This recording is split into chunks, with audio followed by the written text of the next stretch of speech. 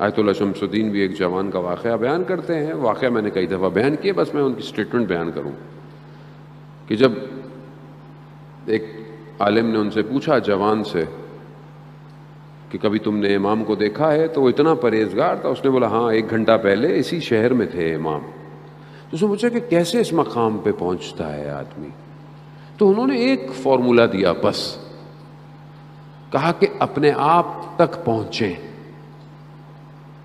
یعنی اپنے آپ تک پہنچنے کا کیا مطلب؟ مثال کے طور پر خدا نہ خواستہ آپ بیمار ہو گئے، یا کوئی بیمار ہے، اب بیمار تو نہ دوائی کھا سکتا ہے، نہ کھانا کھا سکتا ہے، نہ اپنا خیال رکھ سکتا ہے، تو کون پہنچتا ہے اس تک؟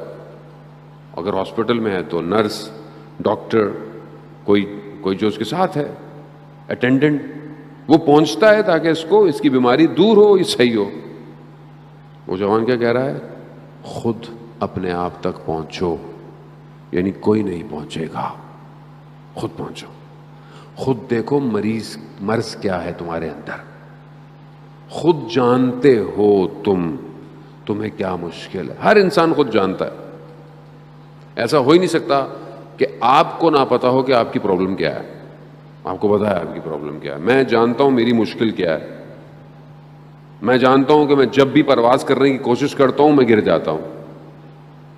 کیوں گر رہا ہوں میں بار بار بار بار بار بار؟ اس کا مطلب میں ایک ہی جگہ گر رہا ہوں، تو میں کیوں نہیں اس کو صحیح کرتا؟ میرے اختیار میں نہیں ہے، میرے بس میں ہو. آپ کے اختیار میں نہیں ہے تو اللہ نے آپ کو یہ دیے ہوئے نا جو با اختیار ہیں، ان کے دروں پہ آئے، ان کے دروں پہ آئے نا.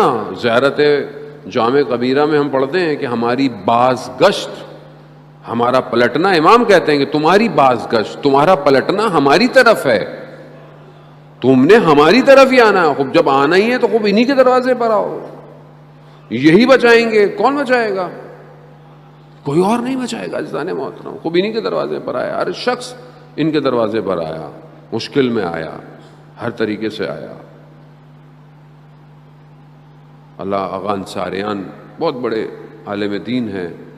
کووڈ کی وجہ سے وہ بھی بہرحال اس سال مجالس نہیں پڑھ پا رہے ہیں. اللہ تعالیٰ ان کو شفائے کاملہ عطا فرمائے. وہ حرم امام رضا میں مجلس پڑھ رہے تھے. خادم کا ایک واقعہ بیان کیا انہوں نے. خادم حرم کا سو رہا ہے، اس نے خواب میں دیکھا. ظاہر ہے حرم کا خادم ہے، اس کا خواب بھی ویسے ہی ہے کہ امام آئے، کہا فلانے دروازے پر کوئی آیا ہے، اس کی حاجت کو پورا کرو. حرم کے بہت سارے دروازے ہیں، خدا آپ سب کو حرم امام رضا کی زیارت نصیب فرمائے. خوب کیا شان و شوکت ہے اس حرم کی، کیا کیفیت ہے اس حرم کے. ہر صحن کے اندر ایک الگ احساس پیدا ہوتا ہے. اتنے سال گزر گئے مجھے کہ انہی کا کرم ہے سب کچھ، جو بات اب تک بنی ہوئی ہے انہی حرم کے اس صحن میں. آج تک مجھے یاد ہے جب میں پہلی دفعہ زیارت پہ بھی گیا تھا، اس کے بعد امام نے ہمیں بلا ہی لیا، پڑھنے ہی آ جاؤ، یہیں کے ہو جاؤ. وہ جو کیفیت ہے میں آج تک اس کو محفوظ کیے ہوئے ہوں، اس صحن میں جو گوہر شاد کا صحن ہے. اور آپ یقین کریں، میری پوری کوشش ہوتی ہے کہ چاہے میں 1 دن جاؤں، 2 دن جاؤں. ابھی بھی مولا نے مجھے اپنی ولادت پہ بلایا، وہاں پہ جشن پڑھنے کے لیے بھی. شب میں، سحر میں جب میں وہاں جاتا ہوں، اتنی عنایت ہے، اتنا کرم ہے، اتنا کرم ہے، میں آپ کو الفاظ میں بیان نہیں کر سکتا. امام ایسی وادی میں لے جاتا ہے آپ کو کہ یہ اس حدیث کا مصداق ہے کہ خدا نے ہمارے ذریعے سے اپنے آپ کو پہچنوایا ہے. وہاں جاتے ہی مطلب توحید لبریز ہونا شروع ہو جاتی ہے. اب خادم گیا، دروازے پہ گیا، جا کے دیکھا تو کوئی شخص نظر نہیں آیا. جب دیکھا تو ایک کتا ہے. کتے نے جیسی خادم کو دیکھا تو مشہد کی گلیوں میں چلنا شروع ہو گیا.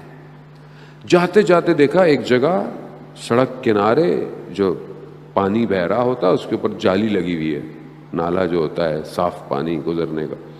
دیکھا اس کا بچہ اس جالی میں پھنسا ہوا ہے. انہوں نے دیکھا، اس کو نکال لیا. آغا انصاریان حرم امام رضا کے اندر امام سے مخاطب ہوئے، یا امام رضا، ہم جانور سے کم تو نہیں مولا، آپ کی بارگاہ میں آئے ہوئے ہیں. کوئی نہیں بچائے گا ان کے علاوہ عزیزان محترم. یہ جو مشکل ہے نا صرف متصل ہونے کی دیر ہے، بس توسل کریں.